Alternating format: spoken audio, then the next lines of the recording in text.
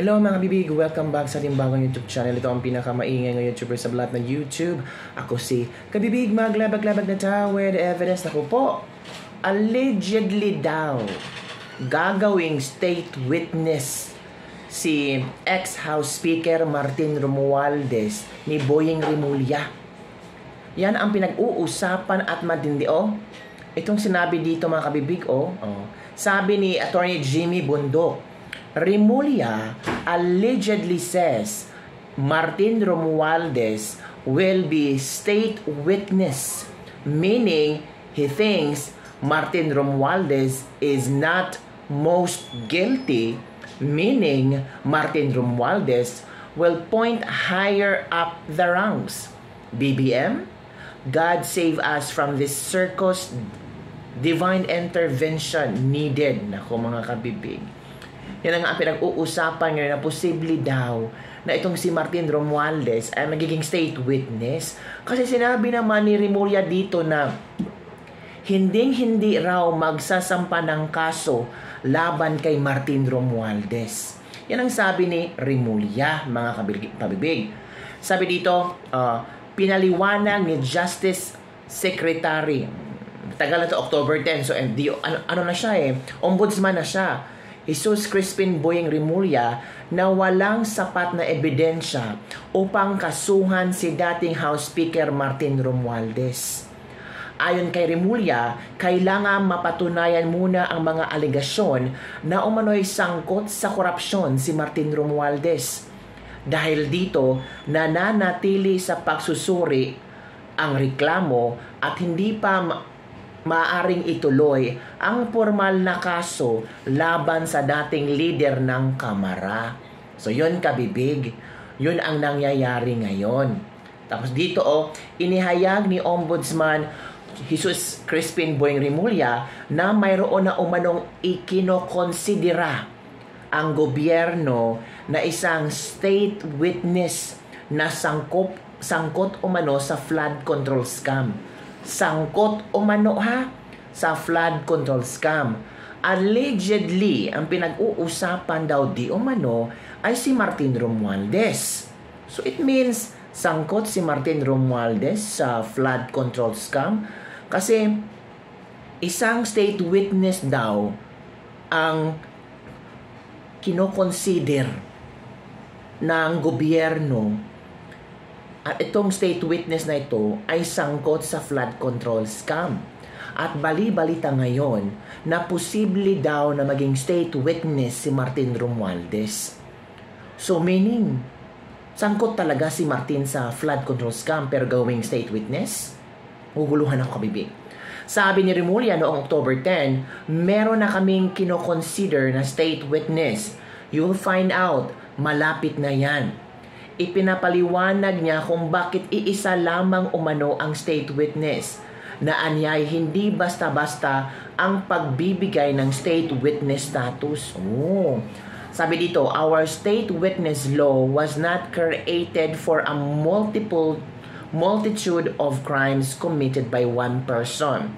Usually, yung nag-a-apply na state witness kasama siya sa krimen, hindi siya ang most guilty. Tsaka, isa lang yung pangyayari. Pinakamarami na yung dalawang pangyayari. Iginiit niya na ang kinakaharap sa issue ng flood control scam ay daang-daang kaso, iba-ibang kaso. So you're talking about a multitude of crimes. Kung kaya't hindi umano madali ang pagbibigay ng state witness status at blanket immunity. Nako, sino kaya? Pero sabi na dito si Martin Romualdez daw ang gagawing state witness. Sa palagay yung kabibig? Nako po, Parang naguguluhan tayo kung si Martin Romualdez. So, inaamin ni Martin Romualdez na sangkot siya sa flood control scam at nag-tell all na itong si Martin Romualdez pero nag-apply as state witness, so aprobado na ba?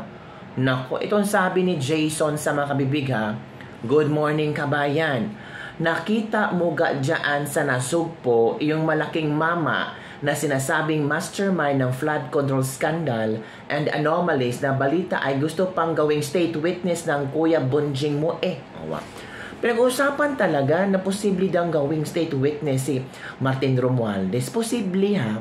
Pero maghintay tayo ng mga ilang araw. Ang balita kasi din sa Manila ay nagtago dyan sa may Tali Beach habang nililindol ang buong bansa. Daan kasi at tila hindi pa nabibigyan ng go signal na makalayas at makalabas ng bansa ang tinamaan ng magaling. Sana nga at bumarik na lang anang bumarik at lumundag dyan sa bangin at dagat ng may masmasan. Balita ay hindi makakauwi sa bahay at nakabantay yung pusa sa kanilang gate kasama ang galit ng mga taong bayan. Diba kagabi ang pusa ang sinasabi dito si Kiko Barzaga. So hindi daw makakauwi si Martin kasi takot. I don't know kung si Martin ba ang pinariringgan ni Jason Sa. Tali Beach is a private seaside community located in Nasugbo, Batangas, known its nice view and activities like cliff diving and snorkeling. Mga kabibig, ano ang inyong reaction hinggil dito na parang gawing state witness itong si Martin Romualdez? So ano ang inyong komento hinggil dito na sabi pa ni Boyeng Rimulya na hindi raw magsasampa ng kaso laban kay Martin Romualdez. Sabi ng netizen, yan ang sinasabi ko. Kawawa ang senador, congressman, iba pang makakasuhan, makukulong, pero ang mastermind, pinagtatawanan kayong lahat. Dahil safe na sila, maraming natutuwa, nakaupo si Rimulya. Asa pa kayo mapanagot niyang si Zaldico at Romualdez, nagsayang lang tayo ng pera sa kaban ng bayan sa hearing nila. Pinapanood lang tayo ng sarsuela na kunwari gumagawa ang Pangulo ng hakbang na may mapanagot pero ang totoo may malaking pananagutan sa korupsyon, laya pa rin. From May Ann Hiruta. Ito pa. Ano bang aasahan kay Rimulya lahat ng kaalyado ni BBM? Malabo makakasuhan yung mga kalaban sa politika, yun ang iimbestigahan niya. Ganun lang yun. Kaya nga siya inilagay ni BBM for political survivor at i-prosecute naman yung mga kalaban niya sa politika. Wala ka maasahan sa kanya kung pag-uusapan ay si Romualdez. Tapos nakaplano na pala ang lahat, si VP Sara ang kakasuhan ng ombudsman. Intriguing to mga kabibig. Ito pa ha. Grabe no, pero may Diyos tayo. Hindi matatagal yung kasamaan nila. The twist is becoming more obvious now. Outplaying the conspiracy theory ha. State witness means he is exempted to case, of course. MR is simply leveraging and establishing insurance. You allow me to go down, I will bring you down as well. The Pandora box has been opened. Can't put the lid back on. The key lies with certain individuals in power. Historically, people's conscience have been triggered at some crucial turning point, and miracles do happen. The people have to focus on anti-corruption, mega issue pressure, and things would fall into place. Avoid politicization in the message and effort. Evil eventually destroy itself. Pray, think, and act. Yan makabibigay. Is he appointing the Araneta or the Marcos or himself? Attorney Jimmy Bondok, no such thing as divine intervention in this matter. The voting population has used their will and intellect in making the choices during the election. Connivance or culprit turn to state witness. Ay, ewan natin kabibi. State witness si MR? Ano ba naman yan? If MR becomes state witness, he can still run in 2028. Nako. Ituturo niya mga kawawa niyang alipores. The plot twist of the story, MR is a state witness. The never-ending bodol. VP ang ituturo or related sa mga Duterte ang ituturong mastermind sa flood control. Yan. Pinaiikot-ikot lang nila ang mga tao Buti iba na ang mga Filipino ngayon. Hindi na nila basta mauuto. Laban para sa bayan. Nakabibig. Yun ang mga komento ng mga netizen ngayon. Very obvious safe si Romualdez at si Zaldico. Hindi nga nila kaya na tawag dito, yung passport ni Zaldico, ang tawag doon, ipa-dismiss o ipa-cut, ibasura. Hindi na kaya. Nasaan na ba si Martin Romualdez ngayon? Basta si Martin, yun daw ang sinasabi na may isang state witness na alam ang flood control scam.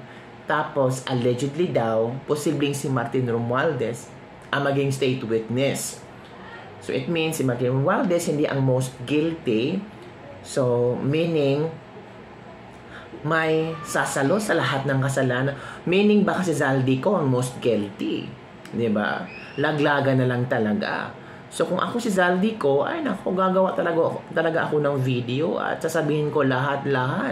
Bahala na kung ano mangyari sa inyo, basta ako safe na safe. So yun lang kabibig ang ating latest lebag-lebag for today. Don't forget to like, subscribe and share this video para sa mga latest trending news na ating pag-usap-usapan. Do you believe na posibleng maging state witness si Martin Romualdez sa anomalya sa flood control scam? Bye everyone, see you next time.